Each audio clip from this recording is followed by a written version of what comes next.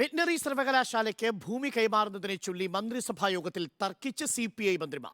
കാർഷിക സർവകലാശാലയിൽ നിന്ന് 90 ഏക്കർ ഭൂമി ഏറ്റെടുക്കുന്നതാണ് മന്ത്രിസഭാ യോഗത്തെ പാർട്ടി മന്ത്രിമാർ തമ്മിലുള്ള ഭിന്നതയുടെ വേദിയാക്കിയത്.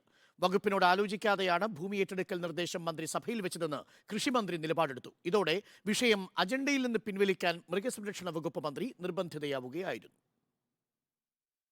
ഇന്നലെ ചേർന്ന മന്ത്രിസഭാ യോഗത്തിലാണ് CPI മന്ത്രിമാർ തമ്മിൽ തർക്കിച്ചത്. കാർഷിക സർവകലാശാലയുടെ കൈവശമിരിക്കുന്ന മണ്ണുത്തിയിലെ 90 ഏക്കർ ഭൂമി ഏറ്റെടുക്കുന്നതാണ് മന്ത്രിസഭാ യോഗത്തെ അസാധാരണ സംഭവത്തിന് സാക്ഷിയാക്കി മാറ്റിയത്. വെറ്ററിനറി സർവകലാശാല രൂപീകരണ സമയത്തെ പ്രഖ്യാപനം പ്രാവർത്തികമാക്കി ലക്ഷ്യമിട്ടാണ് ഭൂമി ഏറ്റെടുക്കൽ വിഷയം മൃഗസംരക്ഷണ മന്ത്രി ജെ ചിഞ്ചുറാണി മന്ത്രിസഭാ യോഗത്തിന്റെ പരിഗണനയ്ക്ക് എത്തിച്ചത്. ഭൂമി കൈവശം വെച്ചിരിക്കുന്ന കൃഷി വകുപ്പുമായോ ഭൂമി സംബന്ധിച്ച കാര്യങ്ങൾ ചുമതലക്കാരായ റവന്യൂ വകുപ്പിനോടോ ആലോചിക്കാതെയായിരുന്നു മന്ത്രിയുടെ നീക്കം. മന്ത്രിസഭാ യോഗത്തിൽ വിഷയം പരിഗണിച്ചപ്പോൾ ഇക്കാര്യം ചൂണ്ടിക്കാട്ടി കൃഷിമന്ത്രി P. പ്രസാദ് രംഗത്തെത്തി.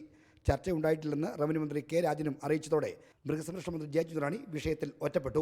ഭൂമി വിട്ടുകൊടുക്കാൻ വകുപ്പിന് താല്പര്യമില്ലെന്ന് കൂടി കൃഷിമന്ത്രി നിലപാടെടുത്തോടെ ഒരു നിലയ്ക്കും തീരുമാനമാകില്ലെന്ന് ഉറപ്പായി. ഒരു പാർട്ടിയിലെ മന്ത്രിമാർ പരസ്പരം തർക്കിക്കുന്ന അസാധാരണ കാഴ്ച കണ്ട് സ്തബ്ധരായ മറ്റു മന്ത്രിമാർ ഒന്നും മിണ്ടാതെ കാഴ്ചക്കാരായിരുന്നു. നേരത്തെ ചീഫ് സെക്രട്ടറി അധ്യക്ഷനായ സമിതി അടക്കം ചർച്ച ചെയ്ത വിഷയത്തിൽ കൂടിയാലോചന വേണം നിർദ്ദേശിച്ച് മുഖ്യമന്ത്രി പിണറായി വിജയൻ മധ്യസ്ഥനായി.